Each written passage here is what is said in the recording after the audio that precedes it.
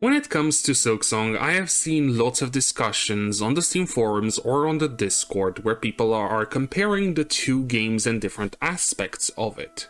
Because of that, I wanted to tackle this in a video format. So I came up with this miniseries, which currently has 4 episodes planned, possibly more in the future, where I want to tackle these subjects and compare the games properly. Take a look at what exactly is different between the two games when it comes to, for example, boss rewards. So yes, for this first video, I will be talking about how the two games deal with rewards from bosses, but I do want to bring up something real quick. In Hollow Knight, a lot of bosses drop Geo or have a Geo chest not too long after the fight. Because one of the videos in this mini-series will deal with the general economy of the games, I will not be taking this Geo into account for boss rewards, and I'll be talking about it in that other video. Before I begin, 2 things. One is, of course, big spoilers for the bosses and areas in both Hollow Knight and Silksong. And second is, if you guys do enjoy this video, why not leave a like, comment, or even subscribe? So then, how will I be categorizing these bosses? Well, from what I have seen, we can have 3, possibly 4 categories. First are bosses where the reward is in the same room as the boss. Hornet in Hollow Knight or Bellbeast in Silksong. Second category would be bosses where the reward is very soon after the boss.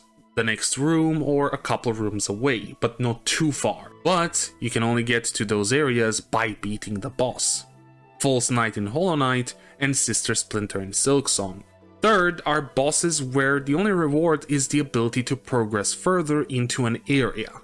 For example, Grozmother in Hollow Knight or Lace 1 in Silksong. The fourth category would be bosses that can be entirely skipped, but as I will be talking about it later, I have not done this category because there's so few bosses which enter here that I feel like it was a lot easier to put them in the other categories.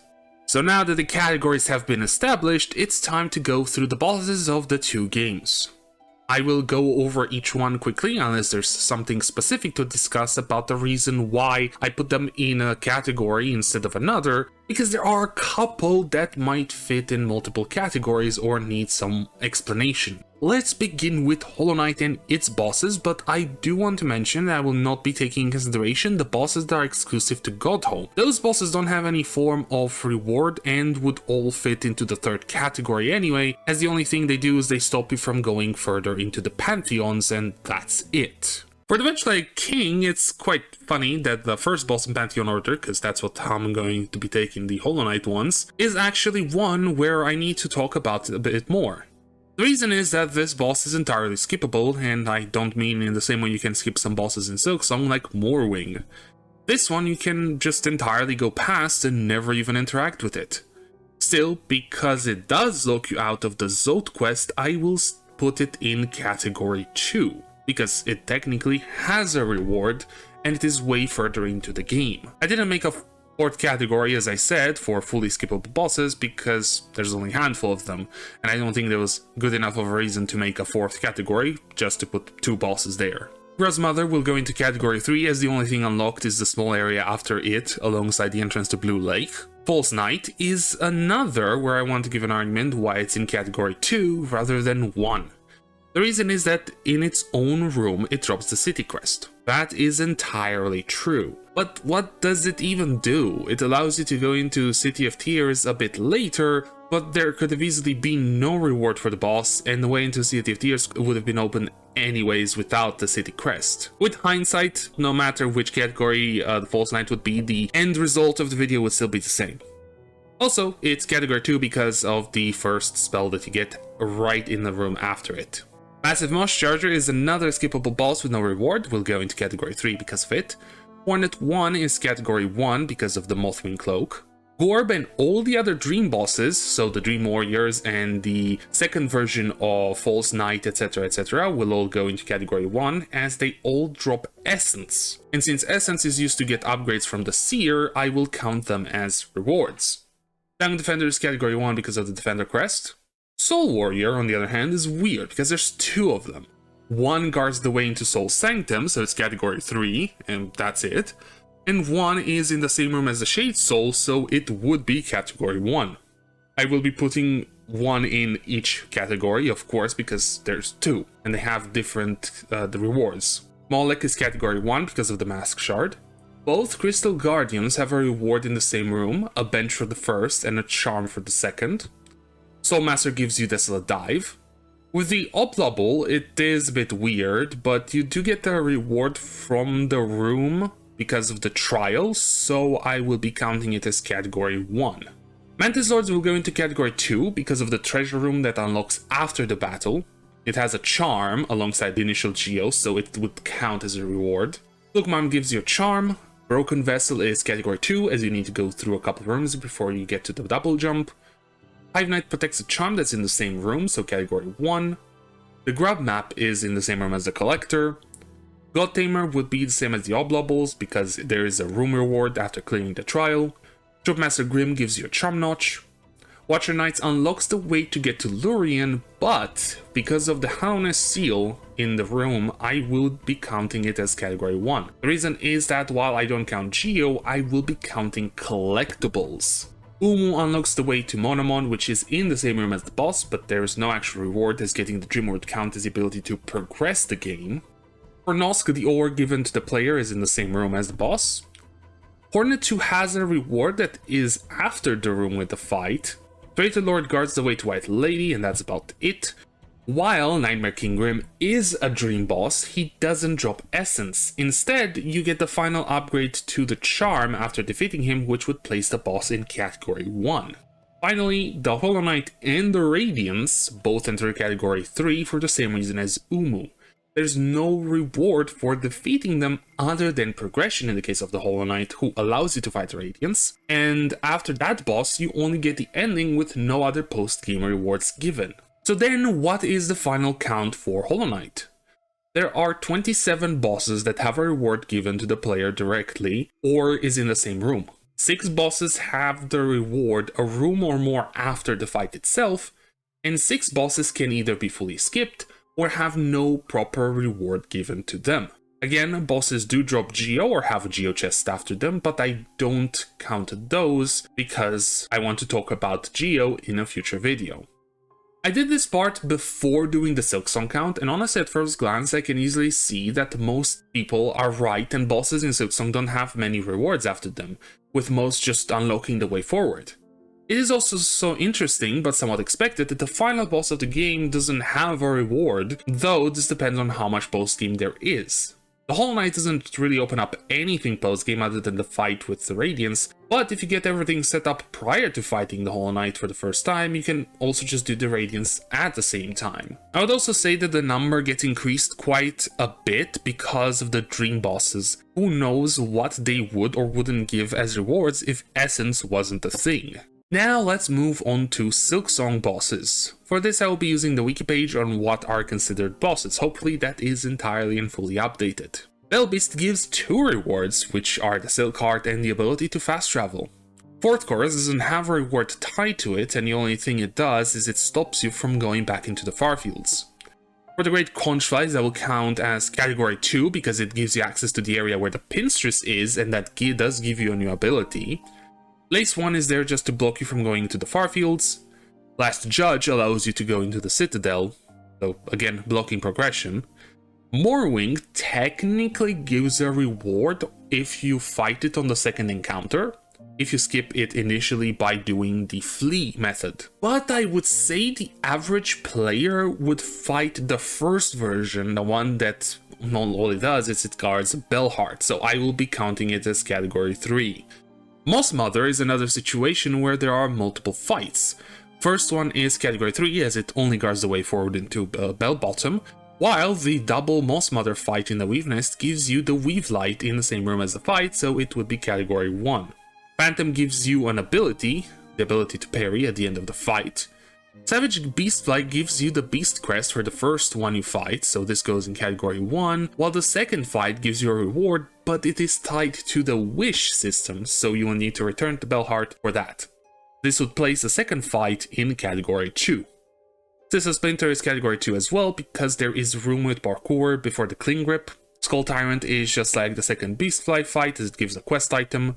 Widow gives the needle in. While this does require you to go through another room of parkour, I will count it as it being in the same room, because the memories are not accessible again after going through the first time. And when you gain the needle in itself, you're still in the same room. Technically, you never left it. Roadmother once again is a quest boss, so category 2. Cogwork Dancers allow you to go into Cogwork Core, so progression blocker. Lugoli gives you a quest item. Father of the Flames gives you a tool. First Sinner gives you a new ability.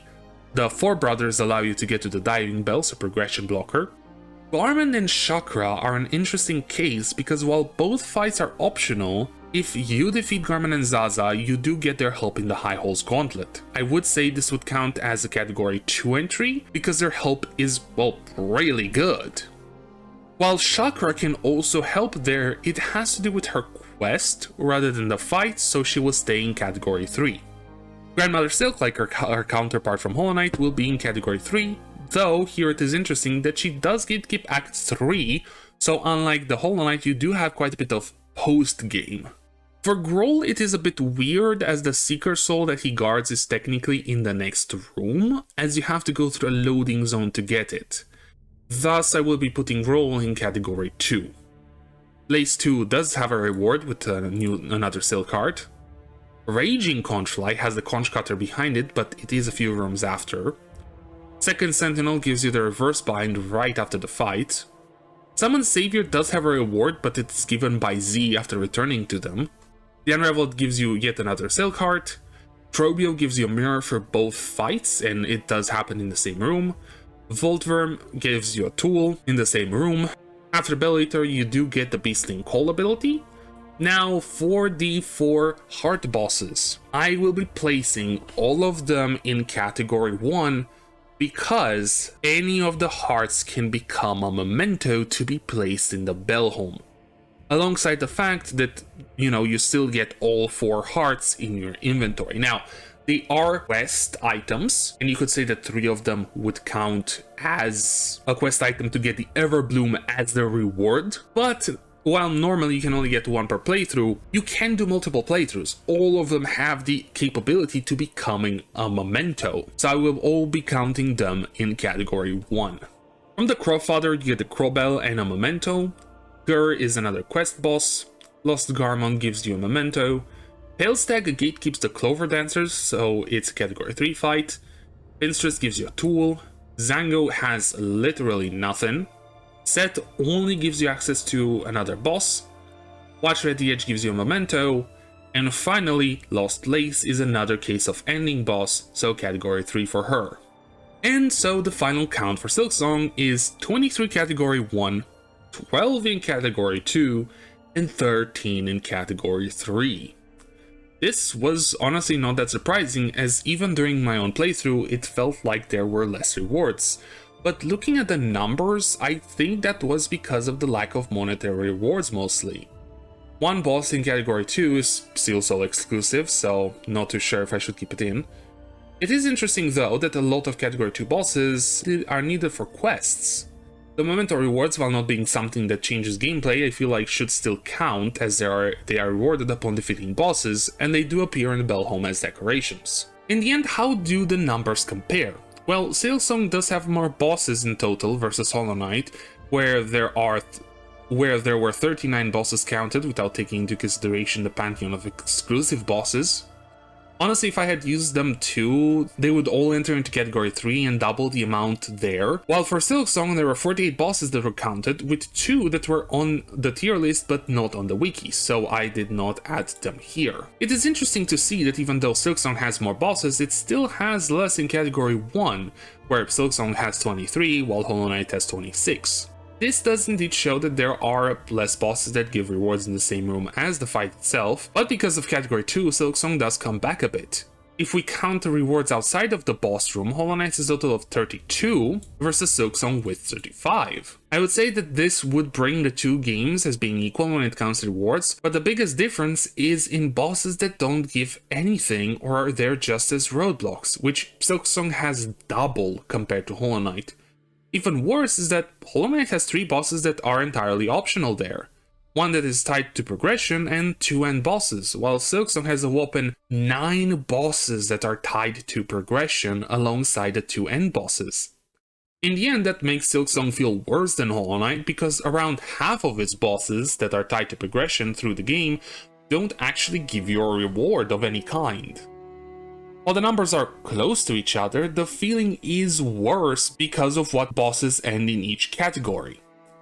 Does this make Silksong a worse game from this point of view? Statistically, yes. But in the end, what matters most is what each player thinks when playing the game. Personally, I don't really care about getting a reward after each boss fight. For me, generally speaking, the fight itself and the ability to continue the game are more than enough for a reward. But I do know that a lot of players are not liking that, and it is an entirely valid opinion that is backed up by these numbers.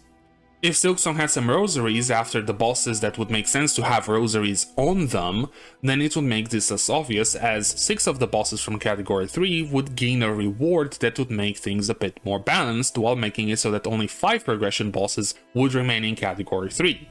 And to be fair, the Pale Stag also feels more like a mini-boss than anything, but what can you do? Maybe even the 4 chorus could gain some currency reward.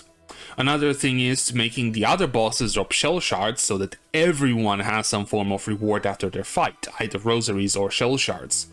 Would this solve the issue? I would say so, because in the end, I would be able to count the currency in Hollow Knight as well, the Geo, so pretty much every single boss in both Hollow Knight and Silksong would have some form of reward, either an item or monetary. Does it need to be changed? It depends on one main thing that I'll be talking about in the future video, that is about the economies of the 2 games and how they compare. If Silksong ends up requiring more money than Hollow Knight in its base game, because I will be taking into account only the base game, then yeah, it's an issue that should be resolved in my opinion. So yeah, that video will be mainly about how much currency you need in each game and how the amount that you also get is compared. Either way, this video was mainly to talk about this issue that the community has with Silksong and its bosses. And I guess giving a way to solve the feeling about the lack of rewards that bosses give. It was a fun video to write, and I'm quite excited to get into writing on the other topics for the rest of the miniseries. Just so you all know, I got 3 other videos cooking, as I said I want the miniseries to have around 4. With the economy one will be the last one, as I feel like that would require a lot more research than, this one or the next one I will be doing. After that, if you guys do have any other things to talk about when comparing the 2 games, I would gladly take a look at some of those topics as well. With that out of the way, I want to thank you guys for watching. I hope to see you all in the next one.